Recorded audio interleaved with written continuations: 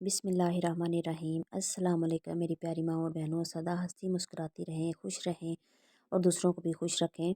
तो जी अल-फ़कर की बुक हम पढ़ रहे हैं, तो उसका जो 3 लेसन पहले हो चुके हैं, तो आज हम चौथा लेसन स्टार्ट करेंगे। तो यहाँ से स्टार्ट करते हैं कि आदम अलैहिस्सलाम को बारी ताला ने कुल अस्मा की तालीम दी और कुल इल्म सिखाया, और आदम अलैहिस्सलाम में बहुत ही हैरत अंगेज़ कुदरतें शामिल रखी। हज़रत आदम अलैहिस्सलाम से ख़िताब इलाही हुआ, ए आदम। ये लाइन जो है ये बहुत गौरतलब है, ज़रूर सुनिएगा और मैं आपको इसका आगे बताती भी हूँ कि ए आदम, हमने तुमको अपने दस्ते कुदरत से पैदा किया और अपनी रूह ख़ास तुम में फूंकी। ये देखें, और अपनी रूह ख़ास तुम में फूंकी।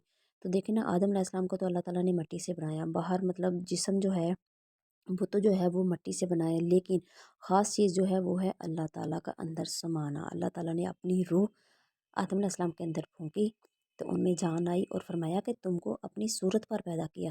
तो देखिए कितना प्यारा इंसान को अल्लाह ताला ने तोहफ़ा दिया है कि अपनी ही सूरत पर इंसान को पैदा किया और अपनी ही रूह इंसान के अंदर डाल दी। मतलब ये कि बाहर तो मिट्टी का बुत है, लेकिन अंदर रब खुद समाया हुआ है, अंदर रब खुद है। तो ये देखने वाली आँख है और मुर्शद पाक की नज़र करम होती है, वो इंसान मरीद को बताता है कि रब कहाँ है। आम इंसान इसका तसव्वुर भी नहीं कर सकते। ये जो मौलवी हैं ये तो इंसान को गुमराह कर रहे हैं। वो बताते हैं कि आप लोग शिर्क कर रहे हो, लेकिन शिर्क हम नहीं कर रहे, शिर्क ये मौलवी करवा रहे हैं, ये कह के कि हम हैं। हम तो कुछ भी नहीं है, सिर्फ रब ताला की ज़ात है, हर तरफ रब ताला की ही ज़ात है। वाहद ला शरीक वही है और कोई नहीं है। और फरमाया कि इल्म अस्माए कुल तुमको तलीम फरमाई और तुम्हें अपने हाथों से बनाने के साथ साथ 40,000 साल अपने निगाह ख़ास में रखा। अल्लाह ताला ने जब हज़रत आदम अलैहिस्सलाम को बना लिया तो 40,000 साल तक अपनी निगाह में रखा। तो सोचें कि वो फिर कैसे बने होंगे। यानी मैंने आदम को तनीयत को अपने हाथों से बनाया और 40,000 साल अपनी निगाह में रखा। अब तुम मेरे खलीफा और नाइब हो। अल्लाह ताला ने फ़रिश्तों को, मलाइकों को और तमाम को हुक्म किया कि आदम अलैहिस्सलाम को सजदा करो। हुक्म पर हुक्म होते रहे। ये सजदे वाली बात जो है ये भी देखें कि अगर अल्लाह ताला सिर्फ आदम अलैहिस्सलाम का बुत बना के फ़रिश्तों को फरमाते कि इनको सजदा करें, तो वो बुत परस्ती होती ना, उसमें जान तो थी ही नहीं, सिर्फ आदम अलैहिस्सलाम का बुत बना हुआ था। तो अल्लाह ताला ने हज़रत आदम अलैहिस्सलाम का बुत बना के उसमें जब अपनी रूह फूंकी, तो तब फरिश्तों को और सबको फरमाया कि सजदा करो। तो जिन्होंने सजदा किया उन्होंने आदम अलैहिस्सलाम में अल्लाह ताला का जलवा देखा, तो सजदा किया। तो मेरी प्यारी माँ और बहनों, ये सोचा करें, गौर किया करें। औरतें जो हैं वो इस चीज़ से बहुत दूर है। वो ये सिर्फ घरदारी है, घर के कामों में है, या जो जॉब करती हैं वो बाहर चली जाती हैं, टाइम होता ही नहीं है इस चीज़ को समझने के लिए। इस चीज़ को प्लीज़ समझें। अल्लाह ताला आप सबको भी समझने की तौफीक अता फरमाए।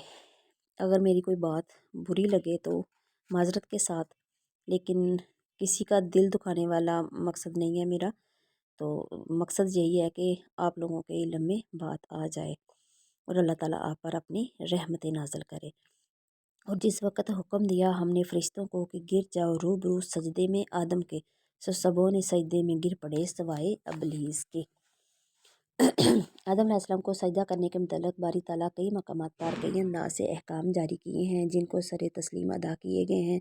सबसे पहले सजदे में हज़रत जिब्राईल अलैहिस्सलाम ने सरे न्याज ज़मीन पर रखा। उनके बाद हज़रत मिकाईल, बाद हज़रत इसराफील और बाद हज़रत इज़राइल ने सजदा किया।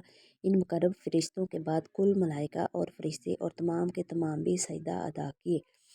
आगे शेर है जी, लिखा है कि जलवा दिखाया सूरत आदम में आनकार। ये देखें इधर शेर में भी लिखा है कि जलवा दिखाया सूरत आदम में आनकार, पाया सरे नियाज मलाइका झुका हुआ। अल्लाह रब करीम के हुक्म के तहत जब मलाइका ने आदम अलैहिस्सलाम को सजदा किया तो सजदे में ही रहे, सर नहीं उठाया।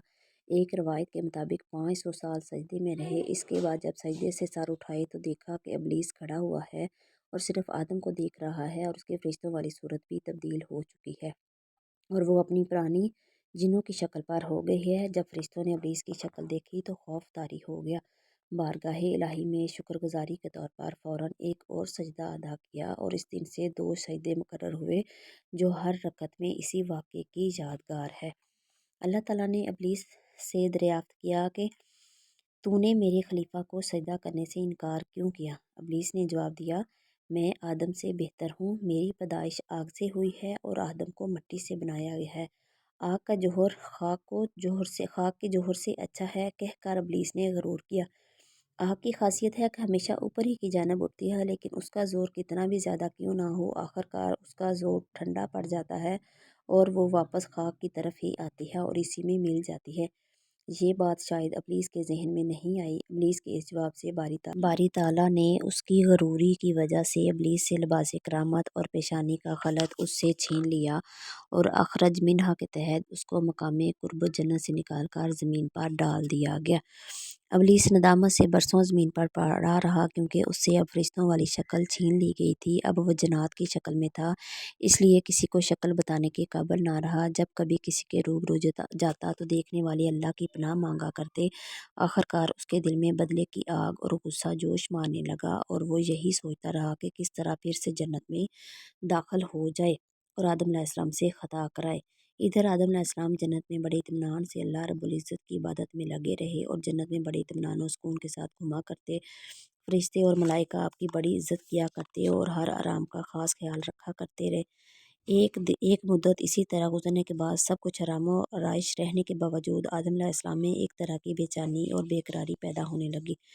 اکثر بیزار رہتے۔ آدم علیہ السلام نے جنت میں سب سے پہلے جو غذا تناول فرمائی ہے اس میں انگور اور انجیر تھے۔ اب اکثر انہی چیزوں سے سیر شکم ہوا کرتے تھے۔ ان چیزوں کے استعمال کے بعد جیسے جیسے یہ غذا آدم علیہ السلام کے جسم کے اندر داخل ہوتی رہی، آدم علیہ السلام کی بے چینی اور زیادہ ہونے لگی اور غذا تو اس کے ساتھ ہی میری پیاری ماں اور بہنوں، میری طرف سے اللہ حافظ۔ سدا خوش رہیں اور دوسروں کو خوش رکھیں، آمین۔